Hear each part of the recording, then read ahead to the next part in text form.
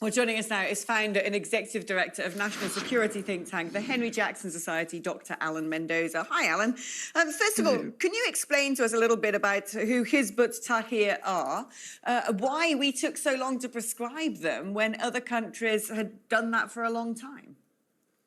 Well, yes. Hizb ut-Tahrir is a long-standing Islamist group, now, of course, deemed a terrorist organisation in the UK, as indeed in many other countries in Europe and further afield. And, of course, as with any Islamist organisation of this nature, it seeks to impose, if you like, a Sharia law state on the country and to sort of, bring us into line with Sharia law dictums. Now, it's taken a long time to get to this point because for years, starting with the Blair government, by the way, it's been a long, long burn, and then the Cameron government and beyond, people were umming and ahhing over whether what they were saying was actually sufficiently extremist to be terrorist, as it were, or just extreme. And of course, we know there's a careful line. But I think what's tipped the balance, finally, ironically, is the support by Hizb ut-Tahrir for the Hamas terrorist atrocities in Israel, of course, on October the 7th. And that has led, finally, the government to take the action it probably should have taken years ago to actually declare this organisation a terrorist entity. And of course, that's why Dr. Shaida is now suspended as a GP. He, until yesterday, was practicing in Hounslow, to the west of London, near Heathrow Airport. The question now is, since he's the leader of a prescribed terrorist organisation, that's against the law. He needs to be more than suspended as a GP. He needs to have his collar felt, be arrested pretty damn quick, doesn't he? Well, yes, it would seem to me that that is the next step here. If you are the leader of an organisation that's been declared terrorist entity, then action needs to be taken against you and anyone else, for that matter, who declares themselves to be part of it, unless you kind of undergo some kind of miraculous conversion where you're now critiquing what it stood for and everything else. But as you saw in that clip in December, there were lines that he wouldn't cross when Piers Morgan was interviewing him. I watched that interview, and it was quite obvious that despite Piers giving him plenty of opportunity to sort of row back on some of the things that were going on, he had no intention of doing so. Now, whether he's changed his mind on that, who knows? But clearly, now the organisation is a terrorist entity. At the very least, he should be hauled in for questioning to work out where he sits on this. How big are they as an organisation? And do we have any idea of what sort of backing they've got, who might be funding them, and if they have overseas connections? Well, obviously, as you've seen, multiple countries have banned them, which tells you that Hizb ut-Tahrir is a global movement.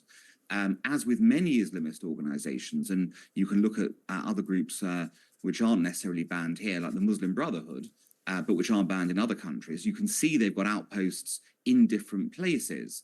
The actual strength of these organisations is kind of difficult to monitor. I mean, for a long time, interestingly, Hizb ut-Tahrir here was, considered to be, on the outs, as it were, in terms of its numbers.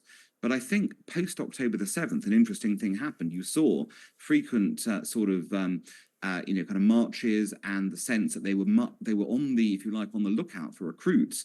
And I think it was that newfound confidence that convinced people that here's a threat again. But it's a global movement. It's getting funding both domestically and internationally. And as always, you need to follow the money to understand where groups like this are actually funded from, to understand how to also stop them.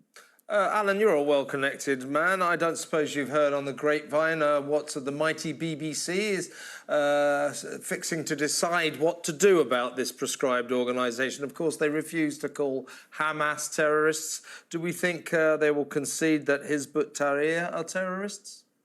Well, I think they might, because the difference is, if you look at how the BBC referred to, say, ISIS, they were quite happy to use the terrorist designation there. And I think if it is a group that is acting heavily domestically, they appear to have a different criteria to what's deemed abroad. So I think, although we'll have to wait to see if they actually cover this, we'll have to see what they say. But I do think there are clear differences, and the ISIS model will be one I'm sure they'll be following for this.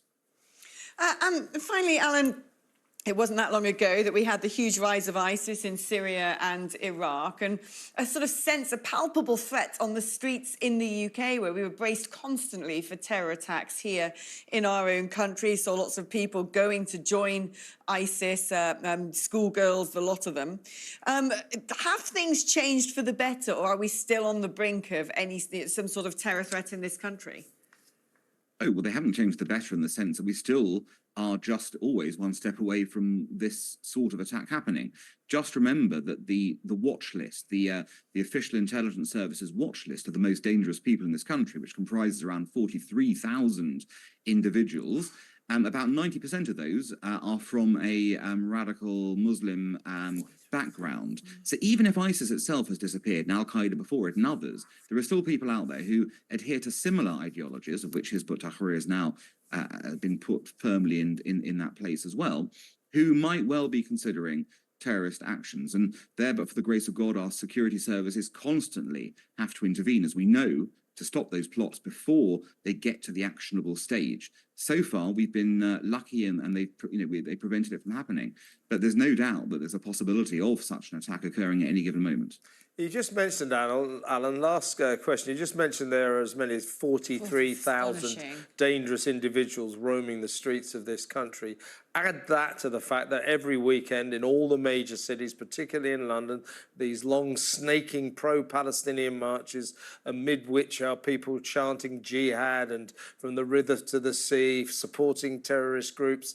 I mean, the whole picture is one of that we have dropped the ball on this. We are not strict enough on this, and it is endangering this country. The government and the police have got to do something. They've got to stop all of this illegal activity every weekend for a start.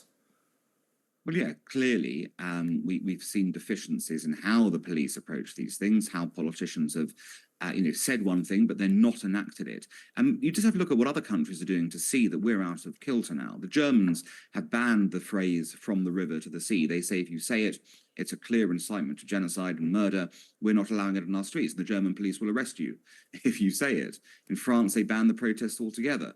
It's quite clear that we are, the weak man of Europe, rather ironically, on this approach. And for whatever reason, we are not taking seriously the security implications of allowing some of this language and activity to be occurring on our streets. No one's saying, stop protesting.